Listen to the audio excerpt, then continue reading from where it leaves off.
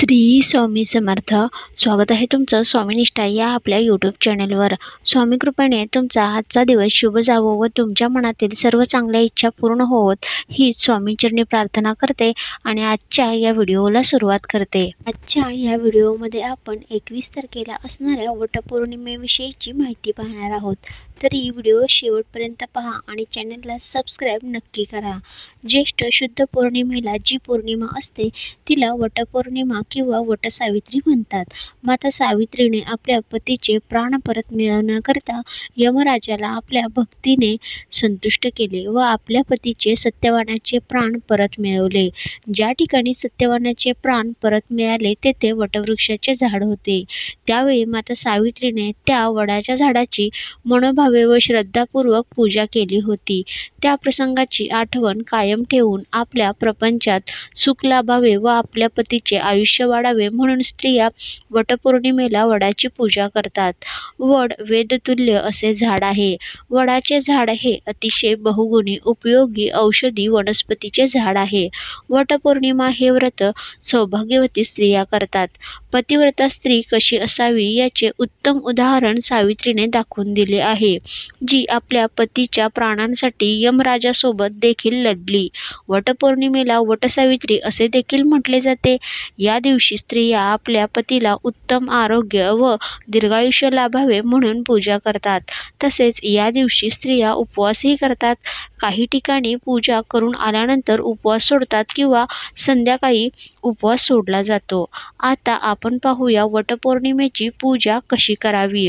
वटपौर्णिमेच्या पूजेसाठी लागणारे साहित्य. एक मोठे ताट घ्यायचे आहेत. त्यात विड्याची पाने, फुले, दोरा, अत्तर, कापूर, पंचामृत, पूजेचे वस्त्र, सुपारी, गुळखोबऱ्याचा नैवेद्य, आंबे, दुर्वा, गहू, 2 हिरव्या बांगड्या, पैसे असे सर्व साहित्य घ्यायचे आहे आणि त्यासोबतच पाणी भरून गडवा देखील घ्यायचा आहे. दिवा, अगरबत्ती, धूप हे देखील घ्यायचे आहे.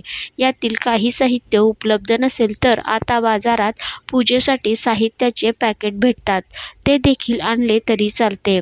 अशा प्रकारे सर्व साहित्य जमा करायचे आहे. आता पाहूया वटपौर्णिमा पूजा कशी करायची.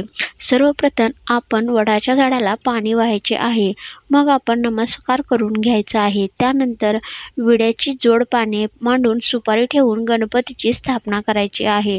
त्याची हळद, कुंकू, अक्षता वाहून पूजा करायची आहे. नंतर सूत गुंडाळलेल्या कागदाची देखील पूजा करायची आणि त्यानंतर वडाच्या झाडाची पूजा करायची आहे.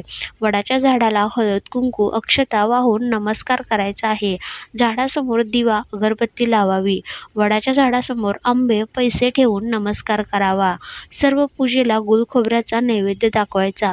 त्यानंतर वडाच्या झाडाला दोरा गुंतवून 7 फेऱ्या मारायच्या आहेत व आपल्या पतीच्या दीर्घायुष्यासाठी, चांगल्या आरोग्यासाठी आणि यशप्राप्तीसाठी प्रार्थना करायची आहे.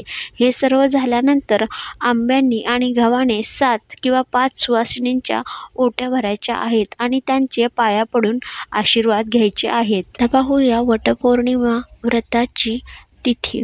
ज्येष्ठ महिन्यातील पौर्णिमा तिथी 21 जून रोजी सकाळी 7:31 सुरू होणार आहे आणि ज्येष्ठ महिन्यातील पौर्णिमा समाप्ती ही 22 जून संध्याकाळी 5:37 संपणार आहे. वटपौर्णिमा व्रताची तारीख ही 21 जून 2024 शुक्रवारी या दिवशी असणार आहे. पूजेचा शुभ काळ हा 21 जून रोजी सकाळी 5:24 पासून ते 10:30 साजरे केले जाणार आहे. तर मैत्रिणींनो, अशी ही वटपौर्णिमेविषयीची सविस्तर माहिती. या दिवशी श्रद्धेपूर्वक भक्तीने अवश्य असे वटपौर्णिमेचे व्रत करा, जेणेकरून तुमच्या पतीस उदंड आयुष्य लाभो व तुमच्या घरामध्ये सुख, शांती आणि समृद्धी येवो.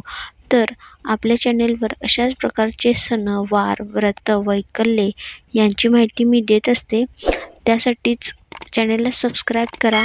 तर भेटूया परत एका अशाच नवीन व्हिडिओसोबत. तोपर्यंत श्री स्वामी समर्थ.